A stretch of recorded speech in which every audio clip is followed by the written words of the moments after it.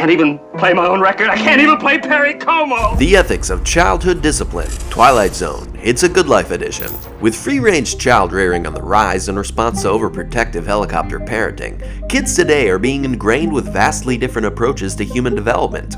And while parents may struggle to discipline their children out of fear of being the bad guy or causing emotional harm, studies show that a total lack of discipline is actually far more damaging to healthy growth during those formative years. So, what are some of the ethical pitfalls of childhood discipline? Let's take a look at one of our favorite episodes of The Twilight Zone, It's a Good Life, to find out. Welcome to Peaksville, Ohio, a small village that exists alone in the Twilight Zone.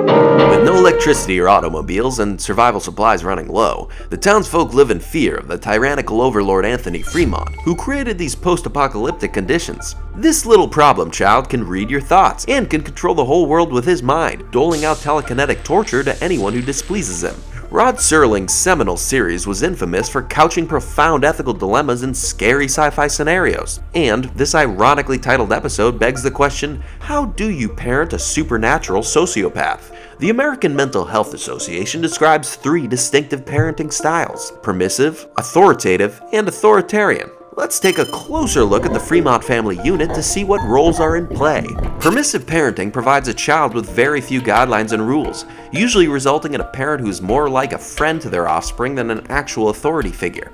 We see this most clearly in Anthony's mother, Mrs. Fremont, who not only allows her son to break the rules, but also encourages the boy's aunt to be as permissive as she is. With Mr. Fremont, we see an attempt at authoritative parenting, which involves a healthy balance of setting clear standards for behavior through communication and consequence. When Anthony bemoans the fact that he doesn't have any kids to play with anymore, Mr. Fremont gently points out that this is the consequence of Anthony's own actions. Unfortunately, this father figure is inconsistent at best. When Anthony makes it snow at the end of the episode, thus threatening the town's already precarious livelihood, Mr. Fremont begins to reprimand the boy about the perilous costs, but then quickly adjusts back into his permissive attitude.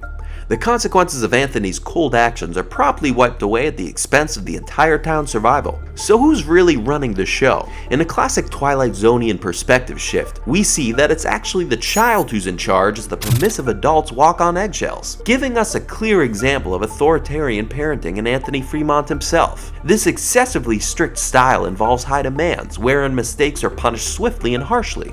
A common misstep in childhood disciplinary practices is that many parents only focus on punishing bad behavior. While studies show that positive reinforcement of good behavior is an equally important piece of disciplinary puzzle, what we see in Peaksville is an entire community engaged in the consistent reinforcement of Anthony's bad behaviors. In an early scene, Anthony uses his disturbing powers to create a 3-headed gopher. When he's done playing with his abomination, he decides to kill it.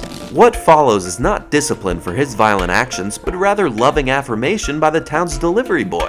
This enabling response ensures that Anthony's bad behavior will continue, fully licensed to do whatever he pleases.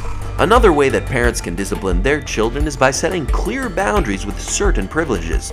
In today's culture, setting limits with screen time is an increasingly prevalent dilemma. In Peaksville, it's Anthony who decides when and what everyone will watch on the television. They sit in quiet horror as monsters fight to the death until the screen goes black and their overlord declares, "That's all the television there is." We see that the limits are being set and enforced by the child instead of the parents, thus inverting the disciplinary dynamic to chilling results. Best birthday ever! One form of childhood discipline that today's psychologists widely agree to be ineffective and unethical is corporal punishment. This involves a parent or any authority figure causing bodily harm to a child by spanking, hitting, or other physical means. We experience a suggestion of physical punishment at the episode's climax when drunk Dan finally reaches his limit with Anthony's overbearing behavior. He distracts the evil boy in an attempt at self-sacrifice, hoping that one of the other adults will seize the opportunity to hurt the child. Dan's pleas for corporal punishment are met with silence, and authoritarian Anthony punishes the would-be punisher by toying with him. In the end, the threat of violence only encourages the child to be violent in response, and even in the twisted world of the Twilight Zone, it's clear that physically harming children is a no-fly zone. So, is it ethical to discipline a child? We say yes, for the most part. As noted, corporal punishment is never acceptable, but if a child doesn't grow up with clearly communicated boundaries, receiving positive reinforcement of good behavior and experiencing the corrective consequences of bad behavior, they're likely to become a cute little freckled-faced monster who makes three-headed animals and wishes people into the cornfield to their untimely deaths. Hey kid, look a little deeper into the cornfield and you might actually find some like-minded friends. What do you think? Is childhood discipline ethical? And if so, to what extent is it ethical? Let us know in the comments below, click subscribe, and we'll see you soon.